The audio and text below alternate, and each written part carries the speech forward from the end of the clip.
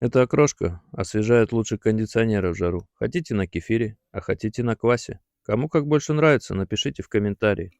Свежий зеленый лучок. Загружаем в блендер. К нему добавляем укропчик. Щедро, не скупимся. Немного водички для сочности. И все это перемалываем в однородную и очень ароматную кашицу. Аромат уже такой стоит, что соседи заглядывают. Добавляем к ним отварные яйца, нарезанные кубиками. Далее картофель, тоже кубиками. Перемешиваем хорошенечко.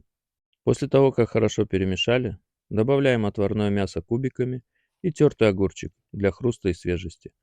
Хорошенечко перемешиваем и охлаждаем. После этого берем нашу красивую тарелочку, выкладываем на нее нашу окрошечку, немного солим, добавляем ядреной русской горчички, заливаем это холоднейшим квасом, перемешиваем и наслаждаемся